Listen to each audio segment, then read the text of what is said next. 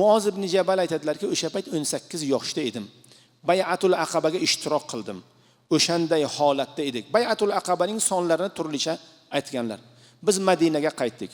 Bizdan keyin Mus'ab ibn Umayr radhiyallohu anhu keldilar. Payg'ambar sallallohu alayhi va sallam ham Madina Munavvaraga keldilar.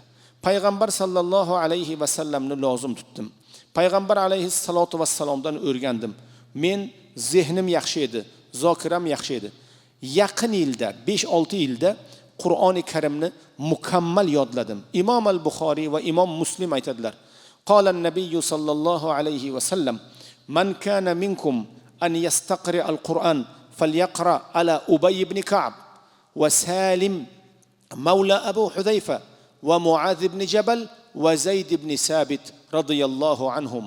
Buxoriy aytadilar, Hazrat Rasululloh aytdilar, kimiki Qur'onni o'qimoqchi bo'lsa, mukammal ta'lim olmoqchi bo'lsa, Zayd ibn Sobitdan o'rgansin, Muoz ibn Jabaldan o'rgansin, Ubay ibn Ka'bdan o'rgansin va Abu Huzayfaning quli bo'lgan Solimdan o'rgansin. Sahobai kiromlardan rivoyat bo'lgan Imom Buxoriy va Muslim buni rivoyat qiladilar.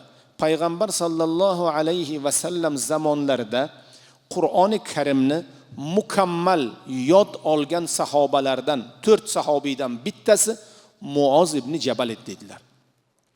Payg'ambar sallallohu alayhi va sallam zamonlarida hamma sahoba ham Qur'onni mukammal boshdan oyoq yodlay olmagan. Nima uchun? Sahobai kiromlar ba'zida urushga chiqqanlar, ba'zida ish bilan chiqqanlar va hokazo.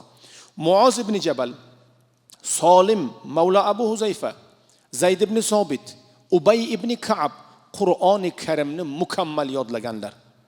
Payg'ambar sallallohu alayhi va sallam sahobalarga bir kun: "Ya ashabi, a'lamukum bil halali wal harom Muaz ibn Jabal" dedilar. Sizlarni halol va harom bobida eng bilag'oningiz, olimingiz Muoz ibn Jabal. Hazrati Umar ibn Xattob radhiyallohu anhu mashhur xutbalarida, Jobiyada Hazrati Muoz nima dedilar? Hazrati Umar nima dedilar? Kimiki halol va harom masalasida savoli bo'lsa, Umarga savoli bo'lsa, Muoz ibn Jabalga murojaat qilsin dedilar. Hazrati Umar katta sahobiy, Abu Bakr turibdilar, boshqa sahobiylar turibdilar. Hazrati Ali ibn Abi Talib, Usmon ibn Affon turibdilar. U paytda Hazrati Abu Bakr shahid vafot qilgan edilar radhiyallohu anhu.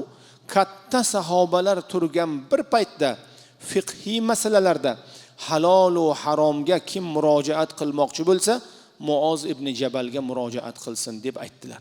Yosh o'smir, 20 yosh atrofida bo'lsa, nari bo'lsa 25 yosh, mana shunday malakaga, mana shunday ilmga ega bo'ldilarki, katta sahobiylar ham u kishidan masala so'rar edilar.